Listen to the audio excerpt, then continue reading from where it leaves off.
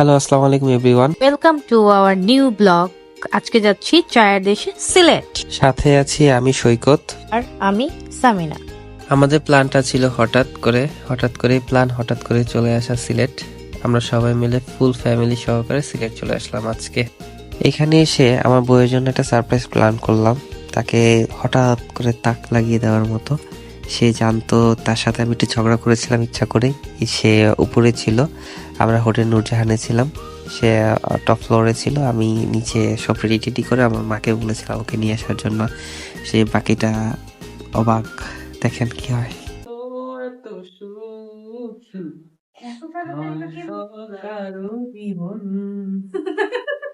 ওইভাবে গান গাইতেছে কেন? এত তাড়াতাড়ি এগুলো কিভাবে করলা? জানি না, ভালোবাসি বলে দাও আমায়, জানি না বলে দাও এসব কবুল।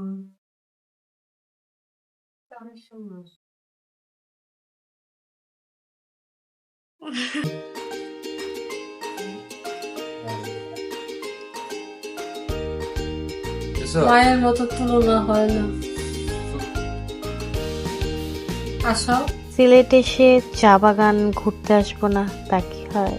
কি সুন্দর দৃশ্য, কি সুন্দর চা বাগান। অফ, মনটা ভরে যায়। চা তুলতে থাকলাম, চায়ের পাতা।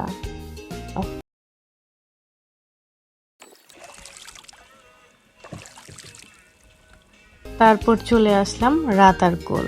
কি সুন্দর পানি, দৃশ্য, মনোরম পরিবেশ। তারপর আমি একটু নৌকা চালালাম, ফার্স্ট টাইম। যদিও আমার ভয় লাগে, তারপরও ট্রাই। কি সুন্দর দৃশ্য। তারপর চলে আসলাম সাদা পাথর। কি সুন্দর পাথর, মাশাআল্লাহ। এখানে অনেক পানির মাঝে পাথর আর পাথর। অনেক মজা করলাম আমরা, দিনটা অনেক ভালো কাটলো। এখান থেকে কিন্তু দেখা যাচ্ছে ইন্ডিয়ার বর্ডার। দেন সূর্য ডুবে গেল, এখন আমরা ব্যাক করতেছি।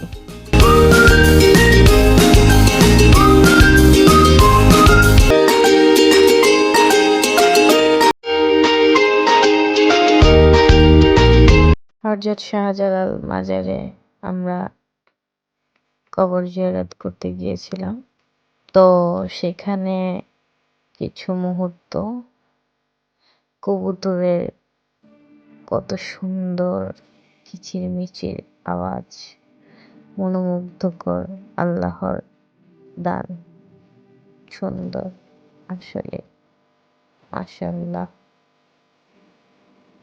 তো যাওয়ার সময় এটা আমার আরেকটা সারপ্রাইজ ছিল, অ্যানাদার ওয়ান। সেটা হলো, আমি বারবার বলতেছিলাম যে আমরা কয়টার গাড়িতে যাব, কিভাবে যাব। সে শুধু বলতেছে চলো রেডি হও, আমাদের আধা ঘন্টা লাগবে যেতে। তখন একটু গেস করতে পারলাম। তখন এসে এই তো আমরা চলে আসলাম। তো আমাদের ভিডিওটি ভালো লেগে থাকলে like, comment, share and subscribe করে আমাদের পাশে থাকবেন। থ্যাংক ইউ, আল্লাহ হাফেজ।